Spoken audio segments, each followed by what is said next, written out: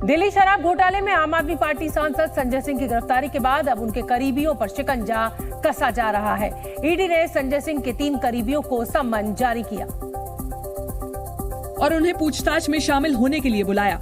आम आदमी पार्टी नेता संजय सिंह के जिन करीबियों को ईडी ने समन भेजा, उनमें सर्वेश मिश्रा, विवेक त्यागी और कंवरवीर सिंह शामिल हैं। समन जारी होने के बाद सर्वेश मिश्रा दिल्ली में ईडी के दफ्तर पहुंचे। शराब घोटाले को लेकर जांच एजेंसी ने उनसे कई सवाल किए। विजय होगी, भरोसा रखिए आप। ईडी ने दावा किया है कि संजय सिंह के सहयोगी सर्वेश को दिल्ली शराब घोटाले के आरोपी और सरकारी गवाह दिनेश अरोड़ा के कर्मचारी ने 2 करोड़ रुपए नकद दिए थे। वहीं संजय सिंह के पीए रहे विवेक त्यागी को घोटाले के आरोपी अमित अरोड़ा की कंपनी अरालियास हॉस्पिटैलिटी में हिस्सेदारी मिली थी। दिनेश अरोड़ा ने ये बात ईडी को बताई थी। इसलिए अब ईडी अरोड़ा के दावों की जांच के लिए संजय सिंह, सर्वेश, विवेक और कंवरवीर को आमने सामने बिठाकर पूछताछ कर सकती है। एक तरफ आम आदमी पार्टी कह रही है कि दिल्ली शराब घोटाले में पार्टी के सांसद संजय सिंह पर लगाए गए सारे आरोप झूठे हैं, तो दूसरी तरफ ईडी का दावा कुछ और ही है, जिसके मुताबिक संजय सिंह दिल्ली शराब घोटाले के मुख्य साजिशकर्ताओं में से एक हैं। ईडी ने कल संजय सिंह की रिमांड लेने के लिए कोर्ट में जो अर्जी दी थी, उसमें संजय सिंह पर कई आरोप लगाए गए हैं। जांच एजेंसी के मुताबिक संजय सिंह नई शराब नीति के एवज में कुछ चुनिंदा कंपनियों को फायदा पहुंचाकर उनसे रिश्वत हासिल करने की साजिश में शामिल थे। ईडी के मुताबिक मामले में सरकारी गवाह बने दिनेश अरोड़ा और संजय सिंह के कॉल रिकॉर्ड से पता चला है कि दोनों के नजदीकी संबंध थे। दिल्ली की राउज एवेन्यू कोर्ट ने भी कल कहा था कि पहली नजर में ऐसा लगता है रिश्वत की रकम संजय सिंह के घर पर डिलीवर की गई। फिलहाल संजय सिंह 10 अक्टूबर तक ईडी की कस्टडी में हैं। आज भी आम आदमी पार्टी सरकार के खिलाफ प्रदर्शन किया। बीजेपी इस मामले में मुख्यमंत्री अरविंद केजरीवाल से इस्तीफे की मांग कर रही है। अपनी मांग को पुरजोर तरीके से दिल्ली सरकार तक पहुंचाने के लिए बीजेपी की महिला कार्यकर्ता रेल भवन के बाहर जमा हुई। इस दौरान बीजेपी कार्यकर्ताओं ने केजरीवाल सरकार के खिलाफ नारेबाजी की और सीएम से इस्तीफे की मांग की। जो जनता इन पे भरोसा करती थी, इन्होंने उनको धोखा दिया है। बीजेपी नेता सुधांशु त्रिवेदी ने कहा है कि शराब घोटाले में पूरी की पूरी आम आदमी पार्टी शामिल है। आम आदमी पार्टी का किरदार अब तार तार होता हुआ जनता के सामने नजर आ रहा है। बीजेपी ने कहा है कि आम आदमी पार्टी का कट्टर जनता के सामने नजर आ रहा है। बीजेपी ने कहा है कि आम आदमी पार्टी का कट्टर ईमानदार होने का दावा फुस हो गया है। एक तरफ बीजेपी दावा कर रही है कि दिल्ली शराब घोटाले में संजय सिंह के खिलाफ ईडी के पास ठोस सबूत है, तो दूसरी तरफ आम आदमी पार्टी अपने नेता को निर्दोष बता रही है। इतना ही नहीं, दिल्ली के सीएम और आम आदमी पार्टी के संयोजक अरविंद केजरीवाल तो शराब घोटाले को ही फर्जी बता रहे हैं। एक सबूत नहीं है इनके पास, एक सबूत नहीं है, तो पूरा का पूरा शराब घोटाला फर्जी है। संजय सिंह की गिरफ्तारी पर कांग्रेस की ओर से खुलकर समर्थन नहीं किए जाने पर भी केजरीवाल ने प्रतिक्रिया दी। ना करे क्या फर्क पड़ता है। सीएम केजरीवाल ने कहा है कि ईडी, सीबीआई, इनकम टैक्स जैसी एजेंसियों के सहारे डर का माहौल पैदा किया जा रहा है। कांग्रेस ने संजय सिंह की गिरफ्तारी का विरोध तो किया है, लेकिन पंजाब कांग्रेस के नेता सुखपाल खेरा की गिरफ्तारी याद दिलाकर आम आदमी पार्टी पर तंज भी कसा है। इसके लिए कांग्रेस महासचिव केसी वेणुगोपाल ने माइक्रो ब्लॉगिंग साइट एक्स पर लिखा कि संजय सिंह की गिरफ्तारी बीजेपी की बदले की राजनीति को दूसरे स्तर पर ले जाती है। लेकिन केसी वेणुगोपाल ने यह भी कहा कि हम पंजाब कांग्रेस के नेता सुखपाल खेरा और पंजाब के पूर्व डिप्टी सीएम ओपी सोनी की गिरफ्तारी का भी विरोध करते हैं। उन्होंने लिखा कि हम वो नहीं बन सकते जिसका हम विरोध करते हैं। सुखपाल भाई का साथ क्या हुआ है और सोनी जी का साथ क्या हुआ है, वो भी एक मिसयूज है और एक मिसयूज ऑफ अथॉरिटी है। जबकि शिवसेना यूबीटी के नेता संजय राउत ने कहा है कि बिना सबूतों के संजय सिंह को गिरफ्तार किया गया। जो आपके विचारधारा के खिलाफ लड़ने का काम करते हैं, जो आपको सवाल पूछते हैं, बस ईडी और सीबीआई उनके घर तक पहुंच जाती है। विपक्ष ने आरोप लगाया है कि जांच एजेंसियों का गलत इस्तेमाल किया जा रहा है। मुख्यमंत्री अशोक गहलोत ने राजस्थान में 3 नए जिलों की घोषणा की।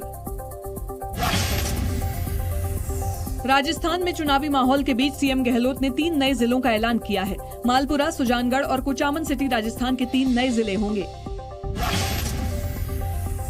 बिहार के जातिगत सर्वे के खिलाफ दायर याचिका पर सुप्रीम कोर्ट ने बिहार सरकार को नोटिस जारी किया। बिहार सरकार पर बिना सुप्रीम कोर्ट का रुख किए जातिगत सर्वे के आंकड़े जारी करने का आरोप है।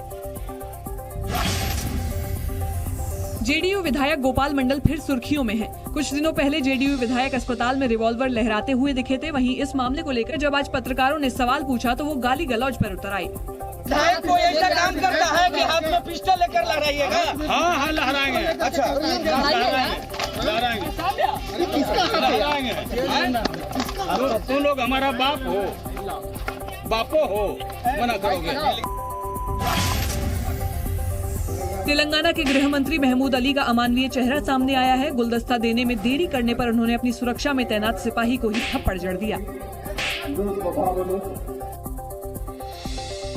बीजेपी के एक पोस्टर में राहुल गांधी को रावण के तौर पर दिखाने पर कांग्रेस विरोध प्रदर्शन पर उतर आई। देश के कई हिस्सों में कांग्रेस कार्यकर्ताओं ने बीजेपी के खिलाफ प्रदर्शन किया और बीजेपी अध्यक्ष जेपी नड्डा के खिलाफ नारे लगाए। जम्मू में कांग्रेस कार्यकर्ताओं ने नड्डा का पुतला भी जलाया। वहीं केरल के तिरुवनंतपुरम में भी कांग्रेस कार्यकर्ताओं ने विरोध प्रदर्शन किया। राजस्थान के जयपुर में भी बीजेपी के खिलाफ कांग्रेस कार्यकर्ता सड़कों पर उतरे। कांग्रेस ने कहा है कि आने वाले चुनावों में हार के डर से बीजेपी बौखला गई है। कांग्रेस महासचिव केसी वेणुगोपाल ने आरोप लगाया कि बीजेपी राहुल गांधी की हत्या करना चाहती है। केवल और केवल भारतीय जनता पार्टी की तरफ की बौखलाहट है जो राहुल गांधी जी के बारे में इस तरह का स्टेटमेंट दे रहे हैं। वहीं कांग्रेस नेता अभिषेक मनु सिंघवी ने कहा है कि राहुल को नए युग का रावण बताना बीजेपी की गंदी मानसिकता को दिखाता है। कांग्रेस सांसद राहुल गांधी को पोस्टर में रावण के तौर पर दिखाने की विपक्ष के नेताओं ने निंदा की है। विपक्ष का कहना है कि बीजेपी इंडिया अलायंस से डर गई है। इतना ही नहीं, जम्मू कश्मीर की पूर्व मुख्यमंत्री महबूबा मुफ्ती ने कहा कि अगर पोस्टर में बीजेपी के किसी नेता की फोटो होती तो उसे जेल में डाल दिया जाता।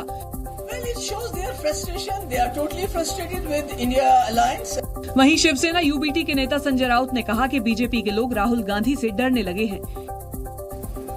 भारतीय जनता पार्टी, नरेंद्र मोदी जी, अमित शाह जी राहुल गांधी को डरने लगे हैं। यह आपकी 2024 की हार सुनिश्चित करती है। इससे पहले कांग्रेस नेता प्रियंका गांधी वाड्रा ने बीजेपी अध्यक्ष जेपी नड्डा से पूछा था कि वो राजनीति को किस स्तर पर ले जाना चाहते हैं। दरअसल कांग्रेस और बीजेपी के बीच पोस्टर वॉर चल रहा है। बीजेपी से पहले कांग्रेस ने एक पोस्टर जारी किया था जिसमें प्रधानमंत्री मोदी को जुमला बॉय बताया गया था। इतना ही नहीं, पोस्टर में पीएम मोदी के साथ साथ अमित शाह की भी तस्वीर लगी थी और उस पर लिखा था सबसे बड़ा झूठा और जुमला बॉय। इसी के बाद बीजेपी ने राहुल गांधी का पोस्टर जारी किया जिसमें उन्हें दशानन के तौर पर दिखाया गया। बीजेपी ने एक्स पर पोस्टर शेयर करते हुए लिखा कि नए युग का रावण यहाँ है।